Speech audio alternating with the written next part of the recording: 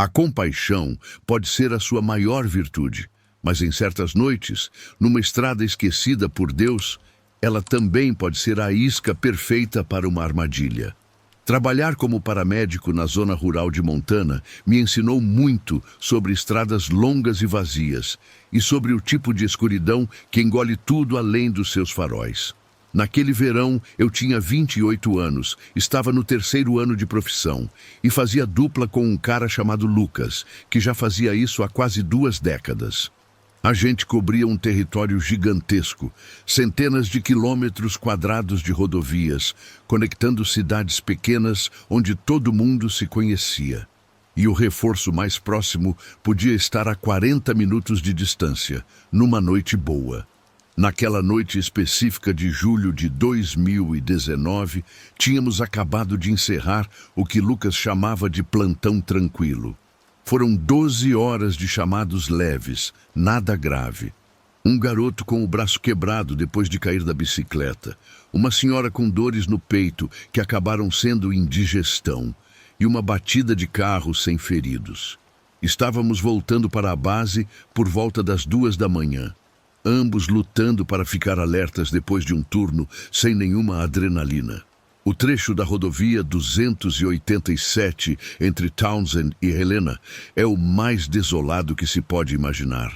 Sem postes de luz, sem casas por quilômetros, apenas mato e uma placa ocasional de travessia de cervos. Lucas estava dirigindo enquanto eu preenchia o resto da nossa papelada. As luzes do painel da ambulância criavam uma pequena bolha de visibilidade naquela escuridão imensa. Já tínhamos feito essa viagem centenas de vezes, conhecíamos cada curva e cada desnível da estrada. O rádio tocava baixo, alguma estação de rock clássico que ajudava a nos manter acordados. Lembro de pensar em como tudo parecia em paz, tão diferente do caos com que a gente geralmente lidava. O motor roncava de forma constante e eu podia ouvir Lucas cantarolando Hotel Califórnia baixinho, batucando os dedos no volante no ritmo da música. Foi quando vimos o carro à frente, talvez a uns 400 metros de distância. As luzes de emergência piscavam num ritmo constante, criando pulsos alaranjados contra a noite escura.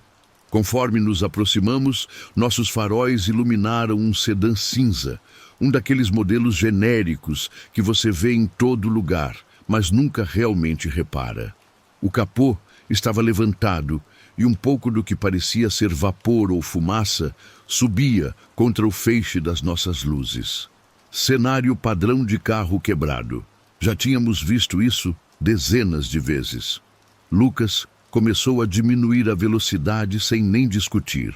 Era o que fazíamos por aqui. Quando alguém precisava de ajuda, a gente parava. Era uma regra não dita nessas estradas isoladas. A cortesia profissional ia além de emergências médicas, já que muitas vezes éramos o único veículo que alguém veria por horas. Ao lado do carro estava um homem, provavelmente na casa dos 30 e poucos anos, vestindo jeans e uma jaqueta jeans desbotada, apesar da noite quente. Ele estava de costas para nós enquanto nos aproximávamos, aparentemente focado em qualquer que fosse o problema debaixo do capô. O que me chamou a atenção primeiro foi como ele estava parado. A maioria das pessoas com problemas no carro fica andando de um lado para o outro, checando o celular, parecendo ansiosa ou frustrada. Esse cara só estava ali, com uma mão apoiada no capô levantado, completamente imóvel. Lucas encostou a ambulância no acostamento uns 6 metros atrás do sedã, deixando nossas luzes de emergência ligadas para alertar qualquer outro tráfego que pudesse aparecer. As luzes vermelhas e brancas giratórias pintavam sombras estranhas no asfalto e no mato ao redor, fazendo tudo parecer que estava se movendo, mesmo quando não estava. Peguei uma lanterna no console e nós dois descemos. O silêncio repentino, depois de desligar o motor, foi quase esmagador, depois de horas de barulho da estrada. "E aí, precisa de ajuda?" Lucas gritou enquanto caminhávamos em direção ao sedã, nossas botas fazendo barulho no cascalho solto do acostamento. O homem não se virou imediatamente, apenas continuou olhando para dentro do motor. Quando ele finalmente girou para nos encarar, foi com um movimento lento e deliberado que me deu um arrepio.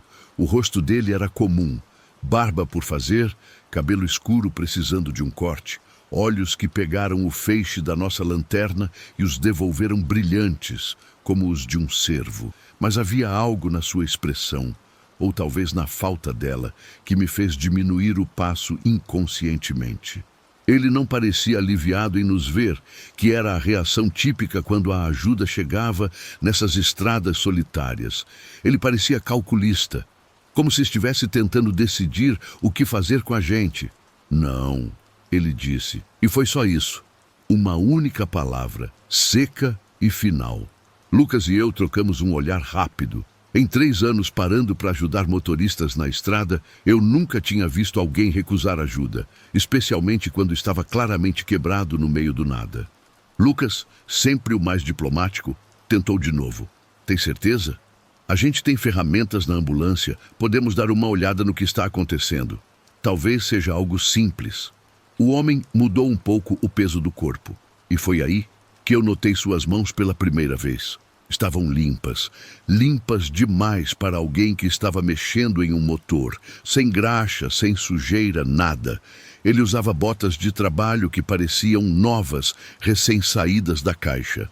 E agora que eu estava prestando atenção, suas roupas pareciam quase um cenário, como uma fantasia do que alguém pensaria que um motorista com o carro quebrado deveria vestir. Eu disse que não, o homem repetiu. A voz com um tom mais ríspido dessa vez. Ele deu meio passo para a esquerda, se posicionando entre nós e o capô aberto do carro.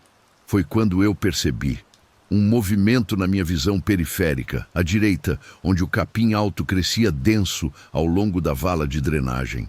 Foi sutil, apenas um movimento de sombras que não combinava com o padrão criado por nossas luzes de emergência. Meu treinamento de paramédico entrou em ação. O mesmo instinto que me ajudava a identificar pacientes quase sem respirar ou a notar quando algo em uma cena não se encaixava. Mantive minha expressão neutra, mas deixei minha mão deslizar em direção ao meu rádio. O movimento no capim parou no momento em que olhei diretamente para ele, mas eu sabia o que tinha visto.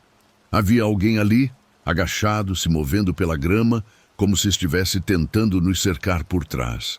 Lucas deve ter notado minha tensão, porque sua postura também mudou, ficando mais alerta, mais defensiva. Já trabalhávamos juntos há tempo suficiente para nos entendermos sem palavras. O homem perto do carro notou nossa mudança imediatamente, seus olhos passando de um para o outro, e depois, de forma reveladora, em direção ao capim onde eu tinha visto o movimento. Aquele rápido olhar me disse tudo. Ele sabia que havia alguém ali. Provavelmente estava esperando que nos aproximássemos mais do veículo antes que seu parceiro agisse. Minha mente correu pelas nossas opções. Estávamos a pelo menos 30 minutos de qualquer reforço policial, parados em uma rodovia escura com alguém que claramente tinha encenado uma pane e pelo menos um cúmplice escondido nas sombras. A ambulância ainda estava ligada atrás de nós. Portas fechadas, mas destrancadas. Chaves na ignição. Protocolo padrão para partidas rápidas. Bem, se você tem certeza de que não precisa de ajuda, disse Lucas lentamente, já dando um passo para trás. Nós vamos seguir nosso caminho. A voz dele permaneceu profissional, mas eu ouvi a firmeza por baixo. O homem perto do carro não respondeu, apenas nos observava com aqueles olhos brilhantes. Eu acompanhei o passo de Lucas para trás, mantendo minha lanterna apontada para baixo. Mas pronto. A pessoa no capim estava completamente imóvel agora, provavelmente percebendo que tínhamos sacado o plano deles. Cada instinto gritava para eu correr, mas correr significaria virar as costas para qualquer ameaça que estivesse ali.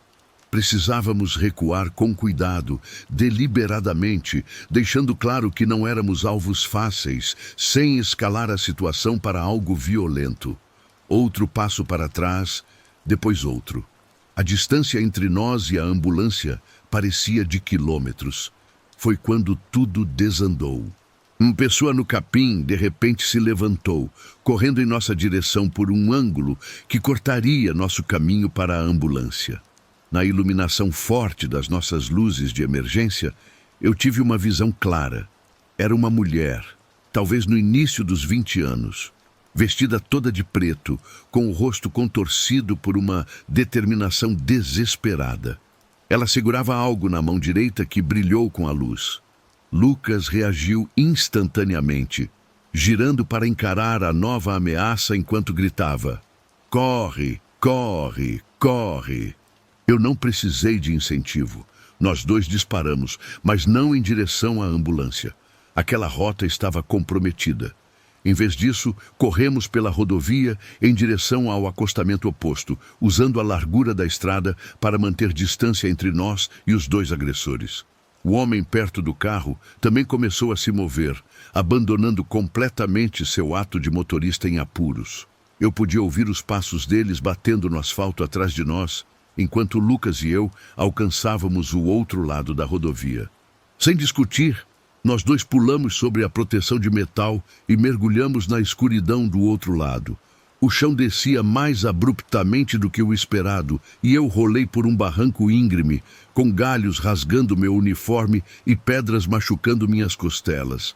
Lucas caiu no matagal, em algum lugar à minha esquerda, xingando sem parar.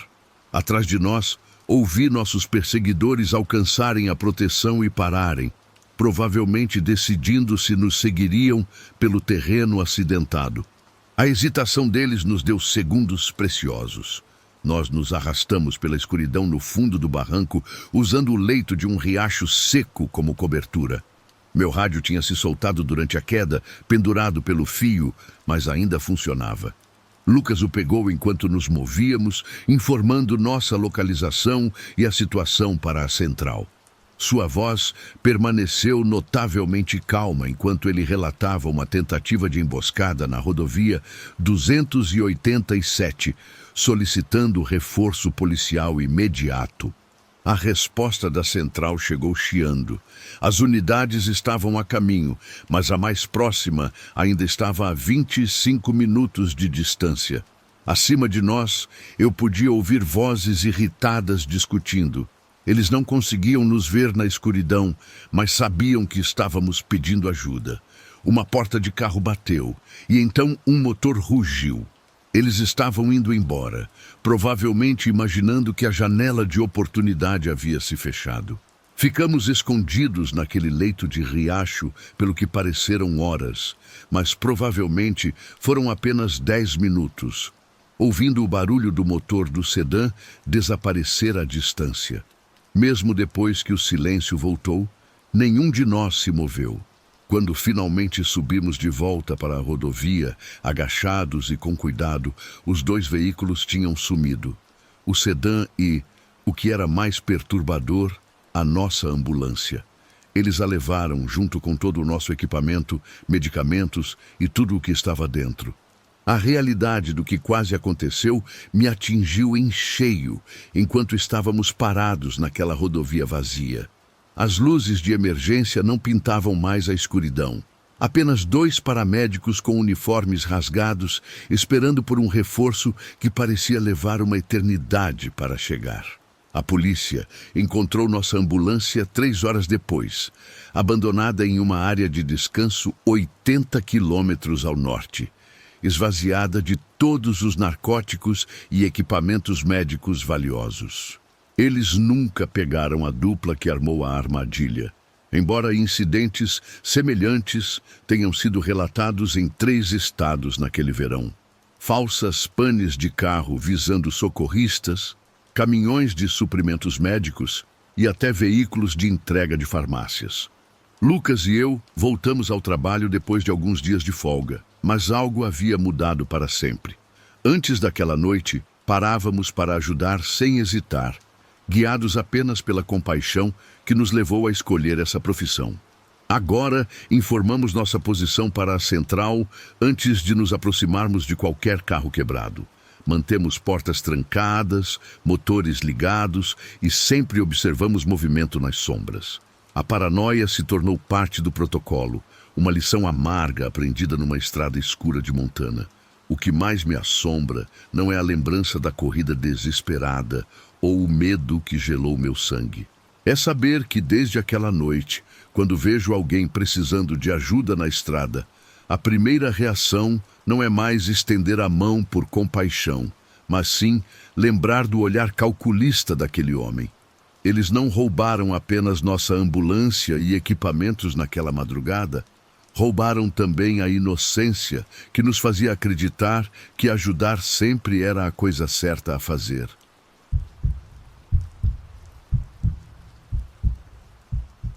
Alguma vez na vida você já teve aquela sensação estranha dirigindo sozinha numa estrada vazia? Aquele momento em que tudo parece normal, mas alguma coisa no fundo da mente grita que algo está muito errado. Em novembro do ano passado, foi com certeza a época mais corrida da minha carreira como professora. Eu tinha 26 anos. Dava aulas de álgebra e geometria na escola Westfield High, e as reuniões de pais e mestres me fizeram ficar até tarde quase todas as noites daquela semana. Como eu moro a cerca de 40 minutos da cidade, sempre pegava a rodovia 47 para voltar para casa. É um desvio antigo, de pista dupla, que corta uma área onde não há nada além de plantações de milho e algumas fazendas espalhadas. Na maioria das noites, meu carro era o único naquele trecho por quilômetros. Apenas eu, meus podcasts e qualquer sobra de comida que eu planejava esquentar para o jantar. Naquela quinta-feira em particular, eu estava na escola desde as 7 da manhã. E quando finalmente tranquei minha sala de aula, às 9:30 da noite, tudo o que eu mais queria era o meu sofá e talvez uma taça de vinho. O caminho de volta começou como sempre. Lembro de passar pela velha fazenda Garrison, com seu moinho de vento quebrado que sempre rangia com o vento. Depois, passei pelo posto de gasolina abandonado onde, dizem por aí, os adolescentes iam para beber nos fins de semana. A uns 25 quilômetros de casa, bem onde a estrada faz uma descida perto do Riacho Miller, eu vi cones laranjas bloqueando metade da pista. Ao lado deles, uma placa de construção em formato de losango piscava luzes amarelas. E parado na pista, estava um cara com um colete refletivo segurando uma daquelas placas de pare e siga. Eu diminuí a velocidade confusa porque não tinha ouvido falar de nenhuma obra naquela área. A prefeitura geralmente enviava avisos. E além do mais, quem faz obras a essa hora da noite? Conforme fui chegando mais perto, comecei a notar uns detalhes que me deram um arrepio na pele. Os cones pareciam espaçados de um jeito esquisito, como se alguém os tivesse simplesmente jogado ali, sem medir. A placa de construção, daquelas portáteis com rodas, estava num ângulo estranho, e eu não conseguia ler nenhuma mensagem nela. Só via as luzes piscando. Mas foi o homem que realmente me chamou a atenção. Ele usava o colete laranja por cima de roupas normais, jeans e botas de trabalho, sim, mas também um moletom escuro com capuz por baixo, o que não combinava com um trabalhador de construção. O capacete dele estava torto, como se ele tivesse pego no último minuto. E não havia caminhões, nem máquinas, nem asfalto arrancado, só ele parado ali no meio do nada, agitando aquela placa para eu parar. Tirei o pé do acelerador e parei a cerca de 6 metros dele, mantendo minhas portas trancadas por puro hábito. Como sempre faço quando dirijo sozinha à noite, mantenho tudo trancado. Ele imediatamente começou a andar na direção do meu carro, não com o passo cansado de quem passou o dia controlando o trânsito, mas com uma passada firme que fez meu peito apertar. Ele não olhava para a estrada nem para outros carros. Seus olhos estavam travados em mim, através do para-brisa. Sob a luz forte dos meus faróis, consegui ver bem o rosto dele. Devia ter uns 30 e poucos anos, com uma barba rala e uma expressão que não era exatamente um sorriso, mas também não era neutra. Ele gesticulou para que eu baixasse o vidro, fazendo aquele movimento exagerado com a mão. E foi aí que eu notei. Ele não usava crachá de identificação ou logotipo de empresa. Nada que os trabalhadores de verdade sempre usam. Contrariando todos os instintos que gritavam dentro de mim, eu abri o vidro uns 5 centímetros, só o bastante para ouvir o que ele queria. A estrada está fechada mais à frente, senhora, ele disse, mas a voz dele tinha um tom artificial, como se ele estivesse lendo um roteiro que acabou de decorar. Vou ter que desviar você de volta pelo caminho que veio. Mas primeiro preciso ver sua carteira de motorista e o documento do carro para o relatório. Relatório? Que relatório? Eu já tinha passado por bloqueios de obras de verdade e ninguém nunca me pediu documentos. Minha mão ficou parada sobre a alavanca de câmbio enquanto eu o via se inclinar. E foi quando senti o cheiro. Cigarro misturado com algo químico, tipo thinner ou gasolina.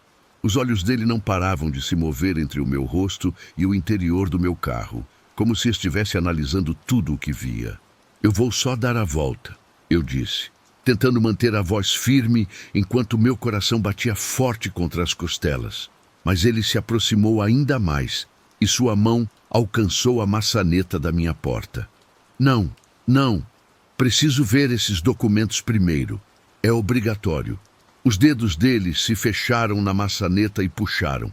Graças a Deus eu tinha trancado a porta porque ela balançou, mas não abriu. A expressão falsa desapareceu na hora. A falsa preocupação foi trocada por algo mais duro, mais cruel. Ele forçou a maçaneta de novo com mais violência e gritou: "Abre a porta!" Todo o teatro de ser um trabalhador tinha acabado. Pelo retrovisor lateral eu vi um movimento. Outra pessoa saindo da escuridão de trás dos cones, vindo na direção do meu carro. Meu corpo agiu antes que eu pudesse pensar. Engatei a ré com tudo, os pneus cantando no asfalto enquanto eu acelerava para trás o mais rápido que podia. O homem pulou para o lado, gritando algo que não conseguia entender com o barulho do motor. No retrovisor, a segunda pessoa, vestida de forma parecida, agora corria na minha direção. Continuei dando ré, talvez a uns 30 km por hora naquela estrada escura, balançando um pouco quando minhas rodas traseiras pegaram o acostamento. A vala à minha direita era escura e funda, e por um segundo de pânico, senti o carro inclinar, quando o pneu traseiro do lado do passageiro deslizou para fora da beirada. Eu virei o volante com força para a esquerda, corrigindo a direção, e o cascalho voou enquanto eu lutava pelo controle.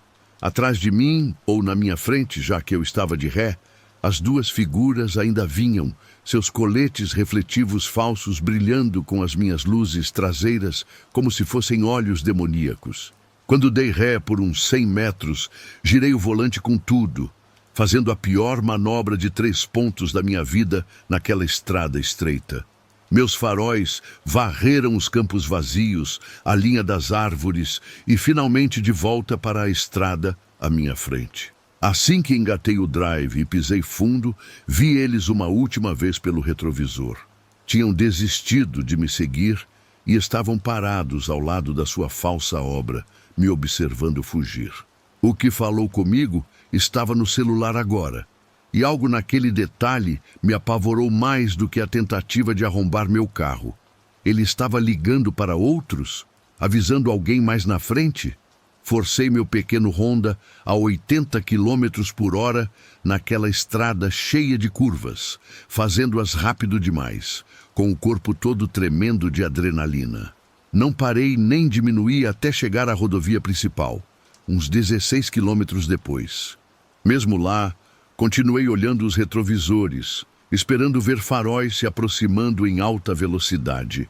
No primeiro posto de gasolina que encontrei, um daqueles 24 horas bem iluminados, eu parei bem debaixo das luzes perto da porta. Minhas pernas pareciam gelatina quando saí e tive que me encostar no carro por 1 minuto para me equilibrar. Dentro da loja de conveniência, o frentista deve ter notado minha expressão, porque perguntou se eu estava bem.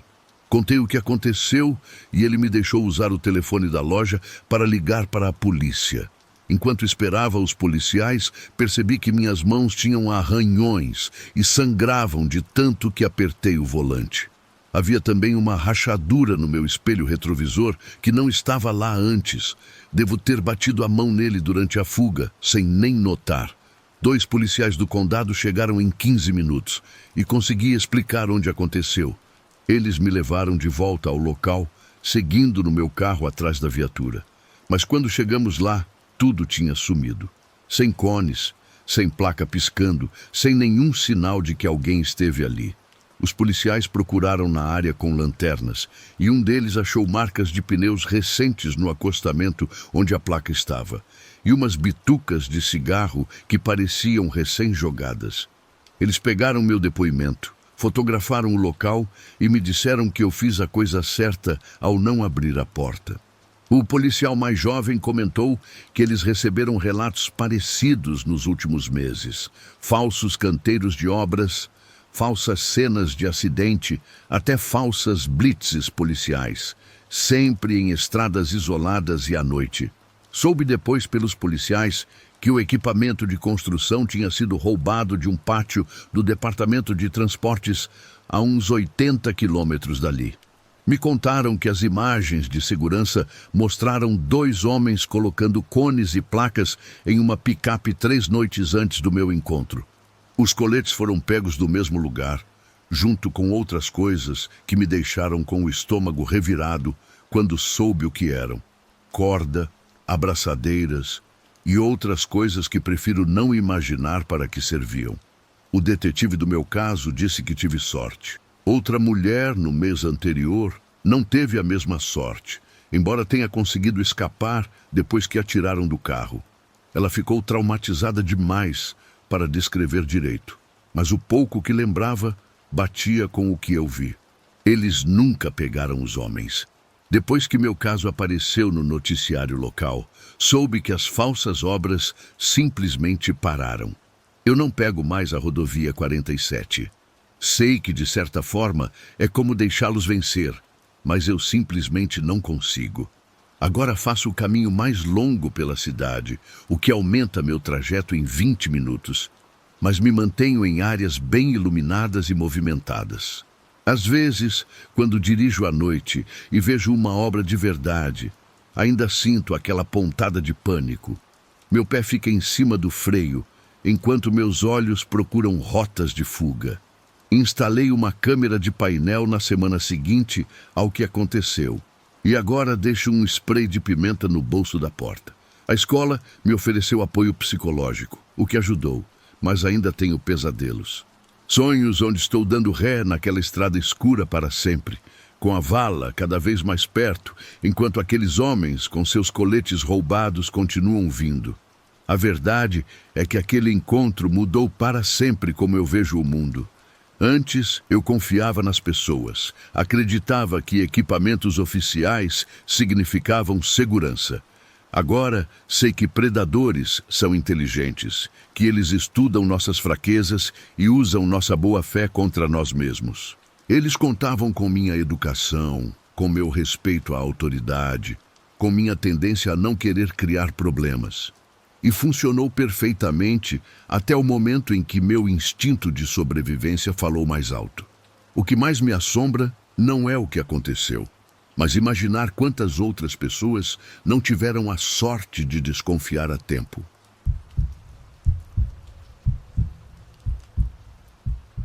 Sempre achamos que certas coisas só acontecem nos filmes ou nos noticiários, até que, numa madrugada qualquer, você se torna o protagonista de uma história de terror da vida real. Sou designer gráfico freelancer, trabalho em casa e aos 29 anos achava que conhecia bem os perigos da estrada. Naquela madrugada, eu tinha acabado de passar a noite no apartamento da minha namorada, Luana, na zona norte da cidade.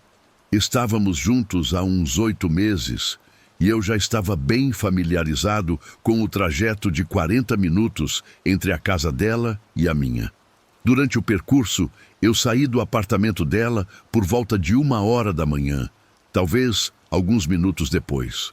A temperatura tinha caído para aquela sensação mais fresca daquela madrugada do Arizona, sabe? Aquela em que você precisa de uma jaqueta, mas ainda consegue dirigir com as janelas um pouco abertas. Lembro de me sentir bem, até relaxado, enquanto entrava na rodovia 89, em direção ao sul. Luana morava em um daqueles condomínios mais novos perto da universidade, enquanto eu alugava uma casinha nos arredores, mais perto da Floresta Nacional. O caminho que eu sempre fazia começava com ruas movimentadas perto do campus e depois ia gradualmente passando para estradas mais escuras e vazias à medida que eu me afastava da cidade. Depois de uns 15 minutos, você chegava num trecho onde os postes de iluminação simplesmente desapareciam. E era só você, seus faróis e, de vez em quando, um par de olhos brilhantes de algum animal no mato. Eu já tinha feito aquele caminho tantas vezes que provavelmente conseguiria dirigir de olhos fechados. Conhecia cada curva e cada ondulação no asfalto. A volta para casa começou como tantas outras madrugadas. Eu estava com meu energético de sempre no porta-copos e uma playlist de indie rock tocando baixinho nos alto-falantes. Os primeiros 20 minutos foram completamente normais. Passei por alguns outros carros, saindo da área dos bares, vi um policial parado em seu ponto de sempre para pegar quem estava acima da velocidade, perto do Walmart. Mas assim que entrei naquele trecho mais escuro da 89, onde a estrada se estreita e serpenteia por entre os pinheiros, notei faróis no meu retrovisor. Nada incomum a princípio, exceto que eles estavam perto demais, colados na minha traseira, e com o farol alto ligado, queimando direto nos meus espelhos. Eu nem conseguia distinguir que tipo de veículo era por causa do brilho. No começo, pensei que fosse só algum idiota bêbado que não percebeu o quão perto estava. Eu dei uns toques no freio, aquele sinal universal de "dá uma afastada aí, amigo". Nada. Pelo contrário, eles chegaram ainda mais perto. Senti aquela irritação familiar crescendo no peito. Sabe aquela sensação quando alguém está dirigindo de forma agressiva e você só quer chegar em casa sem nenhum drama? Então, acelerei um pouco, passando talvez uns 10 quilômetros acima do limite, esperando que eles me ultrapassassem ou ficassem para trás. Mas aqueles faróis continuaram grudados no meu para-choque, acompanhando minha velocidade perfeitamente. Foi aí que aquele sininho de alerta começou a tocar lá no fundo da minha mente. Aquele que te diz que algo não está certo nessa situação. Tem um posto Shell uns 8 quilômetros à frente na 89 que fica aberto 24 horas. Decidi parar lá. Em parte porque eu precisava mesmo abastecer, mas principalmente para ver se essa pessoa continuaria o caminho. Liguei a seta bem antes, dando bastante aviso, e peguei a saída devagar. Os faróis me seguiram. Meu peito apertou quando parei na bomba de gasolina. E observei pelo retrovisor lateral enquanto o veículo, agora eu via que era uma picape grande e escura, passava pela entrada do posto. Por um segundo, senti um alívio. Era só minha imaginação, certo? Mas então eu vi as luzes de freio deles acenderem uns 50 metros depois do posto. Eles pararam no terreno abandonado do que costumava ser uma borracharia. Luzes acesas, motor ligado. Fiquei ali, na bomba, com o motor funcionando, tentando decidir o que fazer. O posto era bem iluminado, tinha câmeras por toda parte. E o atendente lá dentro parecia estar acordado atrás do balcão. Era seguro o suficiente. Então saí, comecei a abastecer, enquanto mantinha um olho naquela picape parada na escuridão do outro lado da rua. Foi quando notei algo que me deu um arrepio na espinha. Sem placas de licença, nem mesmo uma placa provisória no vidro. Apenas os suportes vazios onde as placas deveriam estar. Olha, eu não sou do tipo paranoico, mas todos os podcasts de crimes reais que eu já tinha escutado na vida começaram a passar pela minha cabeça. Nada de bom Vem de veículos sem placas te seguindo a 1 hora da manhã. Terminei de abastecer mais rápido do que nunca.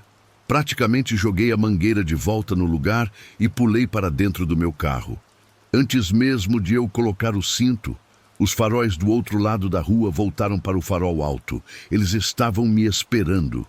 Minha boca secou quando saí do posto, de volta para a 89. E como esperado, em segundos, aquelas luzes brilhantes estavam queimando meus retrovisores de novo. Desta vez, porém, estavam ainda mais perto. Eu conseguia ver melhor a forma da picape agora. Definitivamente uma picape escura. Não conseguia distinguir a cor exata no escuro. Vidros tão escuros que eu não conseguia ver nada dentro. E eles estavam tão colados na minha traseira que se eu precisasse frear de repente, eles passariam por cima de mim. Meu celular estava no porta-copos. Peguei com uma mão enquanto tentava manter o carro firme na estrada sinuosa.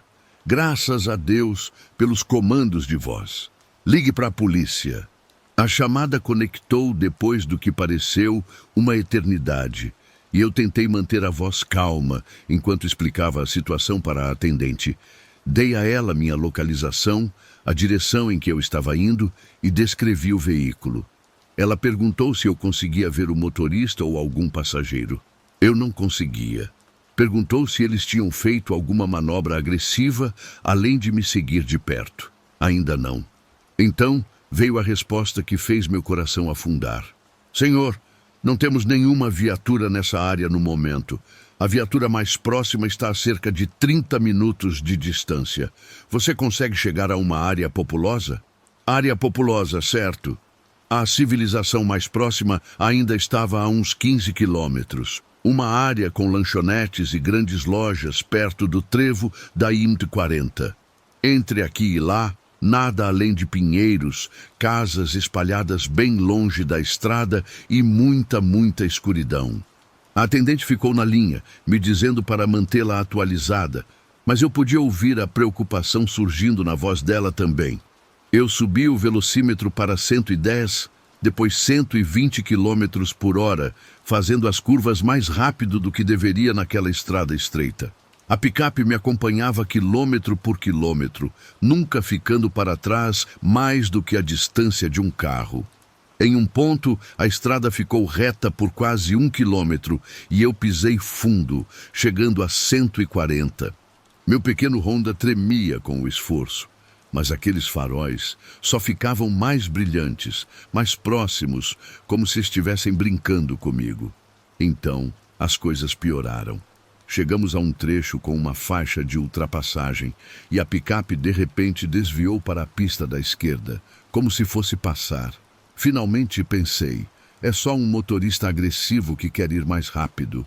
Mas em vez de passar, eles emparelharam ao meu lado, mantendo exatamente a minha velocidade. Arrisquei uma olhada, mas tudo o que vi foi aquela janela escura, refletindo meus próprios faróis de volta para mim. Dirigimos assim pelo que pareceram horas, mas provavelmente foram só 30 segundos. 2 veículos correndo lado a lado em uma rodovia vazia à 1h30 da manhã. Então, sem aviso, eles começaram a entrar na minha pista. Não rápido, mas de forma constante, deliberada, me forçando em direção ao acostamento. Eu buzinei sem parar e puxei o volante para a direita, os pneus cantando quando passei pela faixa rugosa do acostamento. A picape recuou o suficiente para eu me recuperar e então imediatamente me pressionou de novo. Esse jogo doentio de gato e rato continuou por mais 1,5 km. Eles me empurrando para a beira da estrada, eu desviando e buzinando e eles recuando só para fazer tudo de novo. A atendente estava praticamente gritando no viva voz do meu celular, perguntando o que estava acontecendo, dizendo que estava tentando redirecionar uma viatura. Mas eu sabia que a ajuda não chegaria a tempo. Essas pessoas, quem quer que fossem, não estavam mais só tentando me assustar. Eles me queriam fora daquela estrada, provavelmente em um daqueles acostamentos escuros, onde ninguém veria o que aconteceria em seguida. Foi quando eu vi a salvação à frente, as luzes brilhantes de um supermercado 24 horas, no primeiro grande cruzamento para entrar na cidade. O estacionamento era enorme, bem iluminado, e o mais importante, com certeza teria câmeras de segurança cobrindo todos os ângulos. Eu não usei a seta, não dei nenhum aviso. No último segundo possível, virei o volante com tudo para a direita e cruzei 2 pistas, os pneus cantando enquanto eu fazia a curva rápido demais. A picape tentou me seguir, mas errou a entrada. Seu veículo mais pesado não conseguiu fazer a curva repentina. Eu acelerei pelo estacionamento. Devia estar a uns 60 por hora, passando pelo local dos carrinhos de compra. E freei bruscamente bem em frente à entrada principal da loja, onde as luzes eram mais fortes. Fiquei ali por um momento, motor ligado, observando meus retrovisores. A picape conseguiu dar a volta e agora estava parada na entrada do estacionamento, o motor funcionando sob a luz de um poste.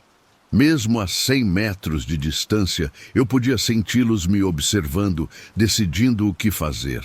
Meu corpo inteiro tremia de adrenalina e percebi que estava segurando o volante com tanta força que os nós dos meus dedos estavam brancos. A atendente ainda estava na linha. Eu disse a ela onde estava, descrevi o que tinha acabado de acontecer. Ela disse que as viaturas estavam agora a cerca de 15 minutos, e para eu ficar onde estava, na luz, com as portas trancadas. Aqueles foram os 15 minutos mais longos da minha vida. A picape ficou ali, parada na entrada, com o motor ligado, como um predador, decidindo se sua presa valia a pena ser perseguida até a luz. Alguns clientes da madrugada passaram pelo meu carro, me lançando olhares estranhos. Eu devia parecer um louco sentado ali, com os olhos arregalados e ofegante, mas eu não me importava.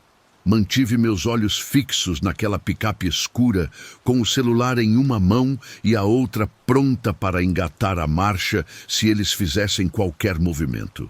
Então, talvez 5 minutos antes de eu ouvir as primeiras sirenes, as luzes de ré da picape se acenderam. Eles deram ré lentamente, viraram e desapareceram na noite. Sem pressa, sem pânico. Apenas foram embora calmamente, como se tivessem simplesmente mudado de ideia sobre fazer compras. A polícia chegou com força. 3 viaturas, luzes piscando.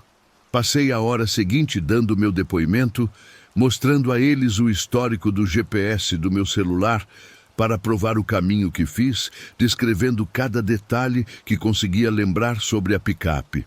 Os policiais foram profissionais, mas eu percebi que eles estavam levando isso a sério. Um deles mencionou que tinham recebido relatos semelhantes recentemente, sempre tarde da noite, sempre envolvendo uma picape escura sem placas. Eles pegaram as filmagens de segurança do supermercado e do posto Shell. Disseram que procurariam por mais câmeras ao longo do percurso. Mas todos nós sabíamos que as chances de encontrar uma picape escura sem marcas de identificação em uma cidade cheia de veículos parecidos eram mínimas. A parte realmente assustadora veio umas 3 semanas depois. Eu estava rolando as notícias locais no meu intervalo de almoço quando vi a manchete: Polícia prende suspeitos de série de roubos de carro violentos. O artigo descrevia como um grupo vinha usando uma picape escura para seguir vítimas de bares, lojas e restaurantes, esperando até que estivessem em estradas isoladas para atacar. Eles fechavam o carro da vítima, forçavam a parada e então os assaltavam à mão armada, e às vezes coisas piores. A foto mostrava o veículo apreendido, mesmo modelo, mesmas janelas escuras, mesmas placas faltando. 5 vítimas em 2 meses, todas atacadas em estradas silenciosas nos arredores da cidade. O detetive com quem eu tinha falado me ligou naquela tarde, confirmou que provavelmente era o mesmo grupo que me seguiu e disse que as imagens de segurança do supermercado provavelmente me salvaram de me tornar a vítima número 6. Eles ficaram assustados com todas as câmeras e testemunhas e decidiram que eu não valia o risco. Desde então, minha relação com a estrada mudou completamente. Nunca mais voltei por aquele trecho da 89. Sempre pego o caminho mais longo para voltar da casa de Luana, o que se mantém nas avenidas principais. A verdade é que aquela sensação de segurança ao dirigir nunca mais foi a mesma. Qualquer par de faróis que se aproxima rápido demais na escuridão me transporta de volta para aquela madrugada, com o coração disparado, esperando a qualquer momento ver uma picape escura emparelhando ao meu lado.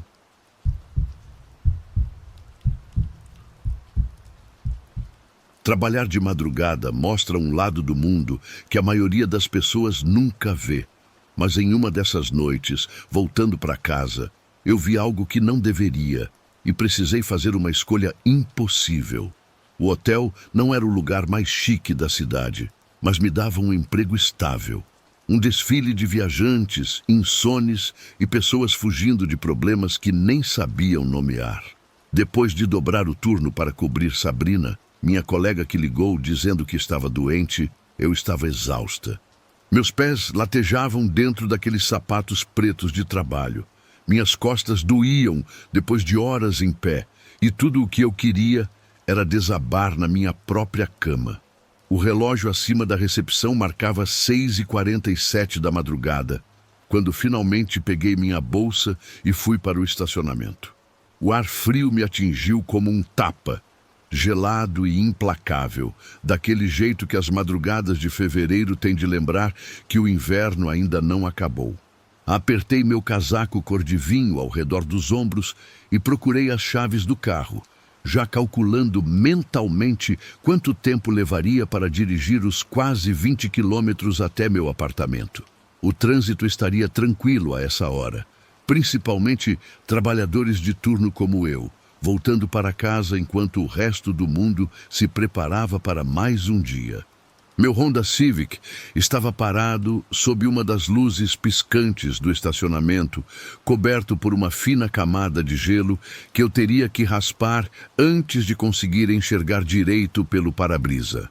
O aquecedor do meu carro andava com problemas ultimamente, soprando ar frio nos primeiros 10 minutos antes de finalmente esquentar, o que significava que eu passaria a maior parte do caminho para casa tremendo. Liguei o motor e o deixei funcionando enquanto limpava o gelo. O som rítmico da espátula de plástico contra o vidro era o único barulho no estacionamento vazio. O trajeto começou como qualquer outra volta para casa. Ruas silenciosas, alguns caminhões de entrega fazendo suas rondas matinais e um corredor ocasional corajoso o suficiente para enfrentar o frio. Eu já tinha feito aquele caminho tantas vezes que praticamente poderia fazê-lo de olhos fechados. Descer a rua Maple, virar à esquerda na Avenida Industrial, seguir reto pelo centro e depois pegar a rodovia que me levaria ao meu bairro.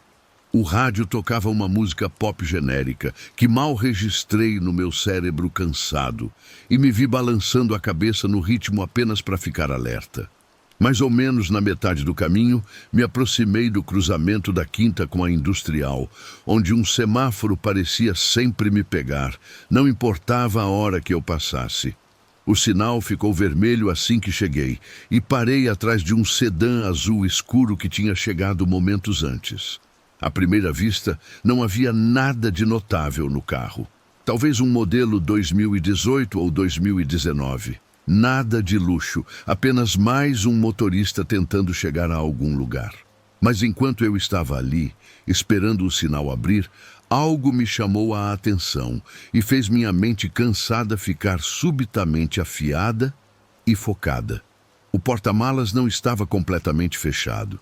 Estava entreaberto uns 10 centímetros, criando uma fresta escura que parecia pulsar na minha visão periférica como um alerta. Olha, eu já vi muita gente dirigindo por aí com porta-malas que não travam direito, com o mecanismo quebrado, sobrecarregado de compras ou simplesmente por esquecimento, mas aquilo parecia diferente. O jeito como ele balançava levemente a cada pequeno movimento do carro, como se algo lá dentro estivesse se mexendo. Inclinei-me para a frente no meu assento, apertando os olhos através do para-brisa para ver melhor. E foi então que eu vi movimento. Sutil, mas definitivamente estava lá. uma forma pálida que apareceu brevemente naquela fresta escura antes de desaparecer de novo. Meu primeiro pensamento foi que talvez tivessem um cachorro ali atrás, mas o movimento parecia errado para um animal. Era deliberado demais, humano demais. O semáforo parecia levar uma eternidade para abrir. Me peguei segurando o volante com mais força, cada instinto me dizendo para prestar atenção no que eu estava vendo. Quando o sinal finalmente ficou verde, o sedã avançou lentamente e eu tive que tomar uma decisão em uma fração de segundo que mudaria tudo. Em vez de fazer minha curva habitual à direita em direção à casa, segui o sedã azul reto pelo cruzamento. Algo no fundo do meu estômago me dizia que aquilo não era uma coincidência ou minha imaginação pregando peças depois de um longo turno. A coisa pálida que eu tinha vislumbrado se moveu de novo, e desta vez eu tive certeza. Pareciam dedos humanos pressionando a parte de dentro da tampa do porta-malas. Meu coração começou a martelar contra minhas costelas enquanto eu mantinha uma distância cuidadosa atrás do carro, perto o suficiente para continuar observando, mas longe o bastante para que o motorista não me notasse nos retrovisores. O sedã dirigia exatamente no limite de velocidade, sem nada de suspeito na maneira como fazia as curvas ou parava nos sinais, o que de alguma forma tornava a situação toda mais perturbadora. Quem quer que estivesse dirigindo sabia como se misturar, como evitar chamar a atenção enquanto transportava o que quer que fosse, ou quem quer que fosse, que estava preso naquele porta-malas. Procurei meu celular com uma mão, mantendo os olhos na estrada, tentando obter uma visão clara da placa, mas o ângulo estava ruim e a câmera do meu celular não conseguia focar direito através do para-brisa. Dirigimos por cerca de 6 quarteirões, por uma parte da cidade que eu raramente visitava, passando por lojas fechadas e estacionamentos vazios que pareciam diferentes na luz cinzenta da madrugada. O sedã virou à esquerda na Henderson Road, uma rua ladeada por prédios industriais antigos e armazéns que já viram dias melhores. A maioria dos negócios ali não abriria por horas, deixando a área praticamente deserta, exceto por nós e alguns carros espalhados estacionados nas calçadas. Comecei a me sentir exposta, seguindo tão de perto, preocupada que o motorista pudesse notar meus faróis em seu retrovisor. Então, diminuí a distância e tentei memorizar todos os detalhes que pude sobre o veículo. Sedã de 4 portas, azul escuro, parecia um Nissan Altima pelas lanternas traseiras, e havia um pequeno amassado no para-choque traseiro, do lado do passageiro. O porta-malas continuava a balançar levemente com aquele mesmo movimento rítmico, e eu tive outro vislumbre do que agora estava convencida ser uma mão, empurrando desesperadamente contra a parte de dentro da tampa. Minha mente disparou com possibilidades, nenhuma delas boa, e percebi que estava testemunhando algo que me assombraria para sempre, se eu não agisse. O sedã de repente acelerou, fazendo uma curva fechada para o que parecia ser um complexo industrial abandonado. Hesitei por um instante, vendo as luzes traseiras desaparecerem atrás de uma cerca de arame farpado. E quando decidi seguir, eles já tinham sumido. Parei na entrada e vi um labirinto de prédios de concreto, docas de carga e áreas de estacionamento vazias que se estendiam para as sombras. Havia várias rotas que o carro poderia ter seguido, e não havia como eu saber em que direção eles foram sem entrar mais fundo no complexo e arriscar um confronto para o qual eu não estava preparada. O mais inteligente teria sido ligar para a polícia naquele exato momento, mas eu não tinha nenhuma prova concreta do que tinha visto. Apenas um porta-malas parcialmente aberto e um movimento que poderia ter sido qualquer coisa. Fiquei ali, em meu carro ligado, por uma eternidade, encarando aquele terreno industrial e me sentindo completamente impotente. O sol da madrugada estava ficando mais forte, projetando longas sombras entre os prédios. E eu sabia que tinha que fazer uma escolha, ir para casa e tentar esquecer o que vi ou encontrar uma maneira de conseguir ajuda para quem quer que estivesse preso naquele porta-malas. Eu liguei para a polícia do estacionamento do lado de fora do complexo industrial, minha voz tremendo enquanto tentava explicar o que tinha testemunhado para a atendente. Ela foi profissional, mas claramente cética. Uma funcionária de hotel relatando um movimento suspeito no porta-malas de um carro não era exatamente uma emergência prioritária.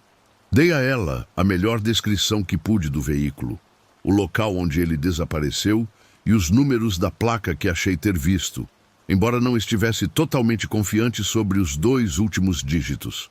A atendente disse que enviaria um policial para verificar a área, mas que poderia demorar um pouco até alguém chegar. Dirigi para casa com o estômago embrulhado, sabendo que tinha feito o que podia, mas me perguntando se tinha sido o suficiente. O resto daquela madrugada passou como um borrão de sono agitado, cheio de pesadelos, com mãos pálidas pressionando contra espaços escuros e gritos abafados de socorro que ninguém conseguia ouvir. Quando acordei, por volta das 2 da tarde, liguei imediatamente o noticiário local, procurando por qualquer reportagem que pudesse confirmar o que eu havia testemunhado. Nada.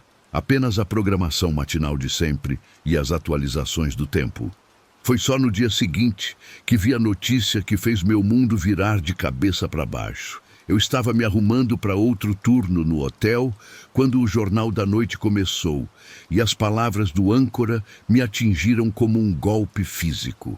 Uma mulher de 28 anos, chamada Bianca Brooks, havia escapado do porta-malas de um carro depois de ser sequestrada no estacionamento de um supermercado.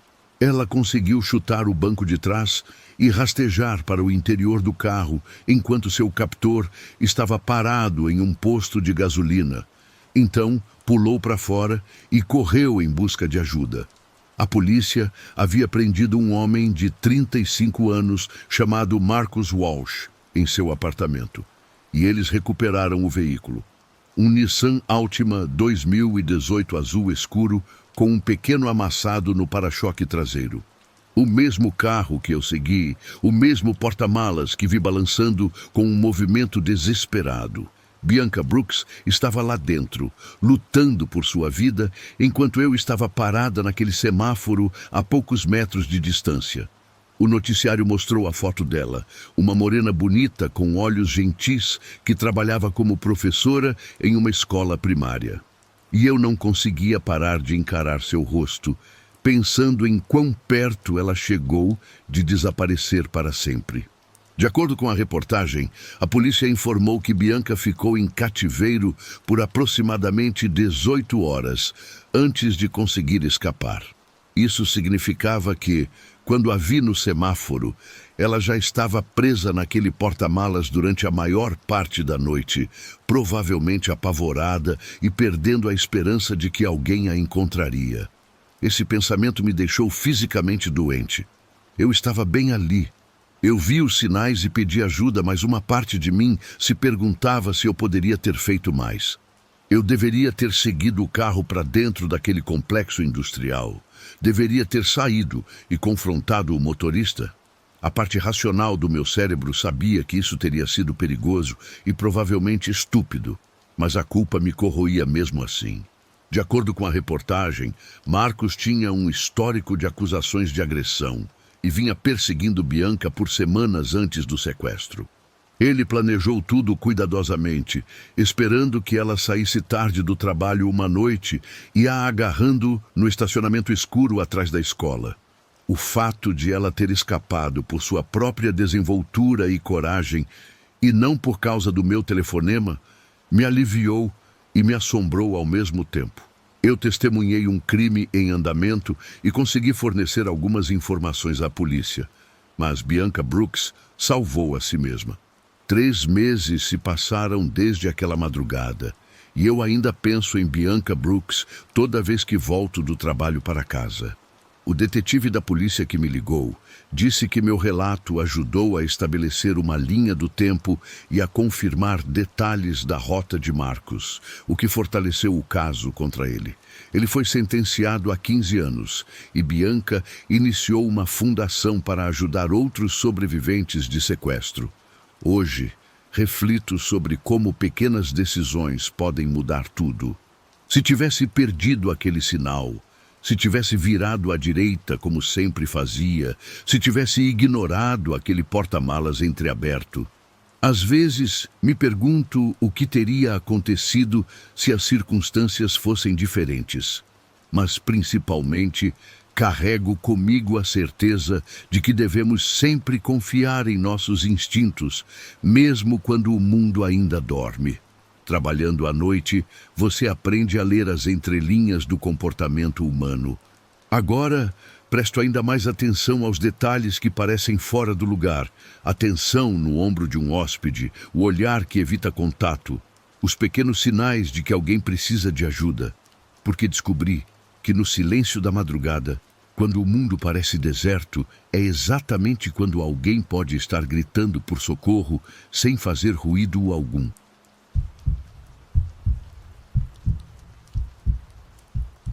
Às vezes, o caminho mais curto entre 2 pontos é uma linha direta para o seu pior pesadelo.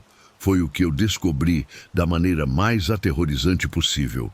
Olha, isso vai soar como uma loucura completa, mas eu preciso tirar isso do peito, porque está me consumindo há semanas.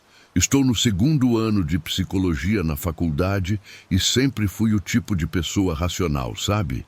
Daquelas que não acreditam em histórias de fantasma ou nessas bobagens paranormais. Moro num apartamento pequeno, a uns 20 minutos do campus, e trabalho meio período na biblioteca para ajudar a pagar o aluguel. A vida era bem normal e previsível. Até aquela noite, no final de setembro de 2021. Tinha acabado de sair de uma sessão de estudos na casa da minha amiga, a Carla. Ela mora num sítio antigo que a avó dela deixou de herança, a uns 24 quilômetros da cidade. A gente tinha passado horas estudando para a nossa prova de psicologia anormal, analisando casos clínicos até nossos olhos arderem depois de encarar os livros por 6 horas seguidas. Carla fez um café para a gente lá pelas 9 da noite. Mas quando deu 11 horas, eu já estava completamente esgotada e decidi ir para casa. A Carla tinha me avisado para não pegar a Rota 47 de volta para a cidade, porque estava tendo umas obras naquela semana. Mas eu estava exausta e só queria chegar em casa o mais rápido possível. Em vez de pegar a rodovia principal que contorna a área rural, eu decidi cortar caminho pela estrada Blackwood, uma estradinha de terra estreita que passa por uns 13 quilômetros de floresta densa. Eu já tinha passado por lá algumas vezes durante o dia e geralmente economizava uns 15 minutos de viagem. A estrada mal tem largura para 2 carros passarem, com pinheiros e carvalhos enormes pressionando os 2 lados como se fossem muros. De dia é até um lugar bonito, mas à noite parece que você está dirigindo dentro de um túnel. Meu carro é um Corolla antigo que meu pai me deu quando entrei na faculdade. É confiável, mas com certeza já mostra a idade, com mais de 240 mil quilômetros rodados.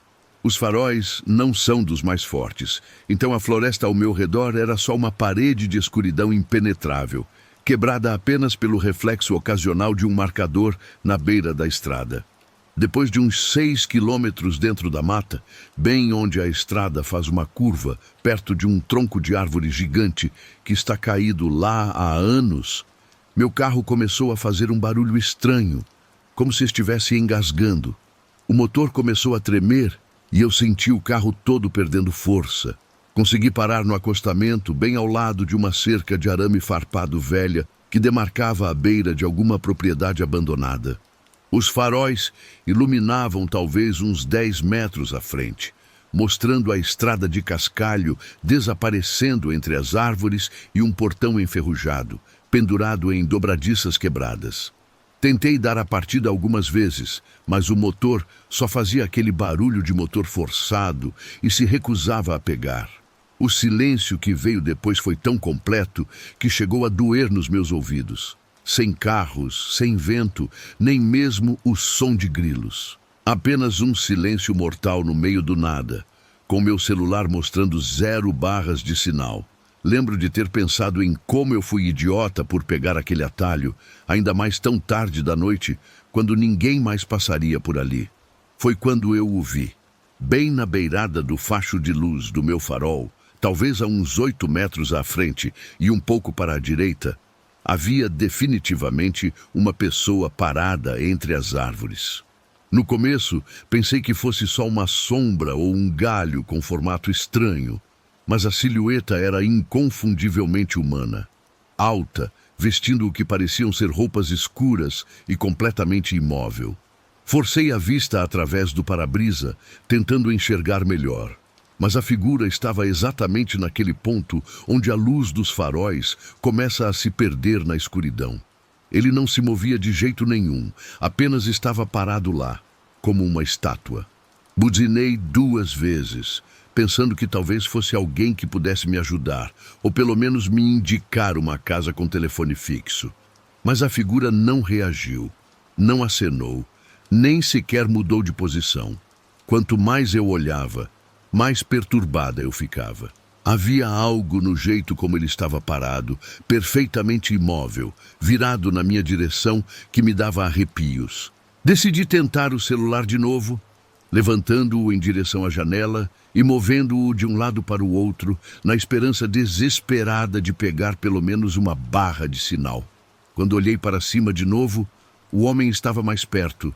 Não muito, talvez 1,5 metros, mas ele estava definitivamente mais perto do que antes. Não ouvi nenhum passo, nenhum farfalhar de folhas, nada. Ele simplesmente se moveu enquanto eu estava distraída. Agora eu conseguia ver mais detalhes. Ele usava o que parecia ser uma jaqueta ou um casaco escuro e parecia ser um cara bem grande, provavelmente com mais de 1,80 m de altura. O rosto dele ainda estava escondido nas sombras, mas eu podia ver que ele estava, sem dúvida, olhando diretamente para mim. Senti aquele calafrio estranho percorrer minha espinha, o tipo que você sente quando percebe que alguém estava te observando sem você saber. Tentei a buzina de novo, 3 toques longos dessa vez, mas ele continuou sem responder. Em vez disso, ele só ficou lá, parado naquela mesma pose, estranhamente imóvel. Comecei a tentar ligar o carro freneticamente, bombeando o pedal do acelerador e girando a chave repetidamente. O motor de arranque virava, mas não pegava, fazendo aqueles barulhos horríveis de metal forçado que ecoavam pela floresta vazia. Depois de uns 5 minutos tentando ligar o carro, olhei para cima de novo e quase pulei para fora da minha pele. O homem estava agora a apenas uns 5 metros de distância, bem na parte mais forte da luz do meu farol. Podia vê-lo claramente agora. Ele era enorme, provavelmente com 1,95 m ou mais, vestindo um casaco escuro e comprido que ia até abaixo dos joelhos. Mas a parte que realmente me apavorou foi outra. Eu ainda não conseguia ver o rosto dele. Não era mais apenas por causa das sombras. Era como se não houvesse nada ali. Apenas escuridão onde o rosto deveria estar. Ele estava parado em um ângulo estranho, meio de lado, mas com a cabeça virada para mim, e seus braços estavam pendurados ao lado do corpo de um jeito muito artificial. Percebi que estava prendendo a respiração e puxei o ar com força. Meu coração batia tão forte que eu podia ouvi-lo nos meus ouvidos. A parte racional do meu cérebro tentava encontrar explicações. Talvez ele estivesse usando uma máscara de esqui. Talvez o ângulo da luz estivesse pregando uma peça em mim. Mas cada instinto no meu corpo gritava que algo estava muito, muito errado. Decidi tentar uma abordagem diferente e abaixei meu vidro só uma frestinha. Ei! Eu chamei, minha voz soando muito mais trêmula do que eu queria. Você pode me ajudar? Meu carro quebrou. As palavras pareceram ser engolidas pelo silêncio e o homem não respondeu absolutamente nada. Ele apenas continuou lá, parado, imóvel como um espantalho. Esperei pelo que pareceu uma eternidade, talvez 2 ou 3 minutos, e tentei de novo. Olá? Você está bem? Nada. Nenhum aceno de cabeça ou um gesto. Era como se ele não pudesse me ouvir. Ou, o que era mais perturbador, como se ele estivesse escolhendo me ignorar completamente. Levantei o vidro e tentei o celular mais uma vez, segurando-o contra o para-brisa, contra as janelas laterais, até o coloquei no painel. Ainda nada. A tela mostrava aquela mensagem de apenas chamadas de emergência, mas nem isso funcionava naquela área sem sinal. Comecei a repassar minhas opções mentalmente. Poderia tentar voltar a pé pelo caminho que vim, mas seriam 10 quilômetros através de uma floresta totalmente escura. Ou poderia esperar até de manhã e torcer para que alguém passasse por ali. Foi quando cometi o erro de desviar o olhar para verificar a hora no relógio do painel. Passava das 11h30 da noite. Quando olhei de volta para a estrada, o homem tinha sumido, simplesmente desaparecido. Varri toda a área que meus faróis cobriam.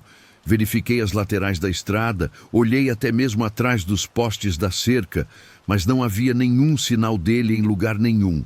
Por uma fração de segundo, senti uma onda de alívio, pensando que talvez ele fosse apenas um andarilho perdido que encontrou o caminho de volta para onde quer que estivesse indo. Mas então percebi como isso era impossível.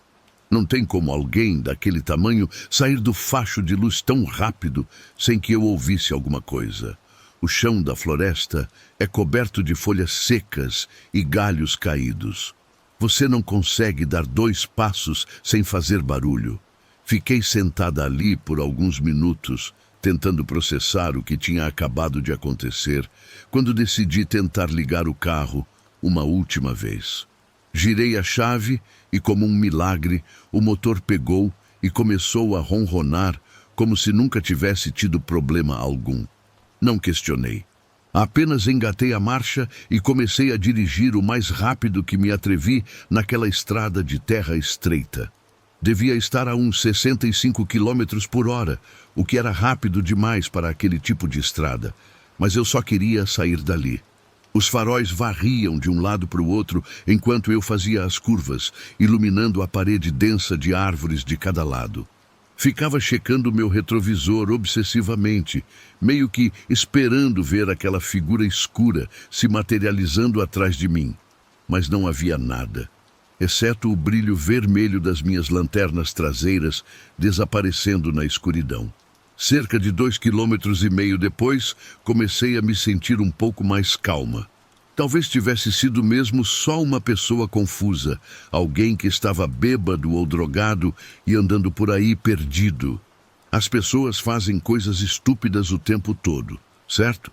Estava quase convencida de que tinha exagerado na reação quando olhei no retrovisor de novo e vi um movimento.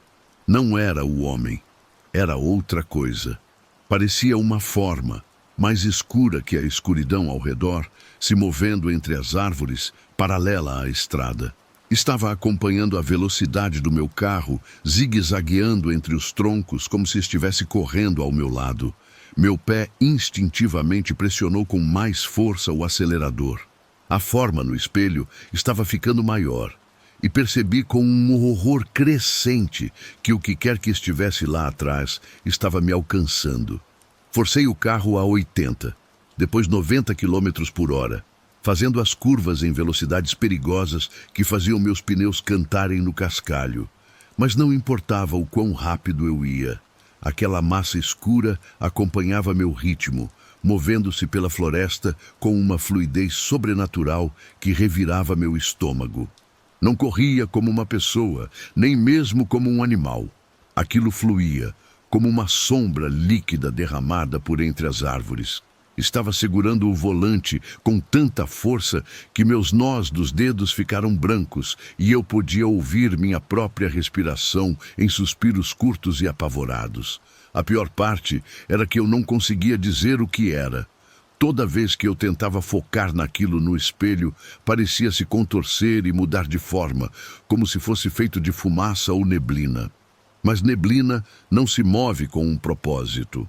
E aquela coisa estava definitivamente me seguindo. Comecei a rezar para qualquer Deus que estivesse ouvindo para que eu chegasse à estrada principal antes que aquilo me alcançasse. Justo quando pensei que não poderia dirigir mais rápido, sem perder completamente o controle, vi a visão abençoada das luzes da rua à frente. A estrada principal estava talvez a uns 200 metros de distância, e eu já podia até ver um carro ou outro passando por lá. Pessoas de verdade, tráfego de verdade, civilização de verdade. Pisei fundo naquele trecho final, sem me importar se bateria o carro, contanto que eu saísse daquela mata. Assim que meus pneus tocaram o asfalto e eu estava sob aquelas luzes brilhantes da rua, pisei no freio com tudo e fiquei ali, tremendo por uns 10 minutos. Quando finalmente criei coragem para checar o retrovisor, não havia nada lá. Apenas a estrada vazia se estendendo de volta para a escuridão. Dirigi para casa atordoada, mantendo-me em ruas bem iluminadas e checando cada espelho obsessivamente. Quando finalmente cheguei ao meu apartamento, fiquei sentada no estacionamento com o motor ligado por mais 20 minutos, certificando-me de que nada tinha me seguido. Nunca mais peguei aquele atalho, é claro. Na faculdade, aprendo sobre a mente humana, sobre medos e traumas, mas nada que li nos livros chega perto de explicar o que encontrei naquela floresta. Hoje, quando passo perto da entrada da estrada Blackwood, não só tranco as portas do carro, sinto um calafrio que me lembra de que existem trevas que nem nossa vã psicologia consegue esclarecer.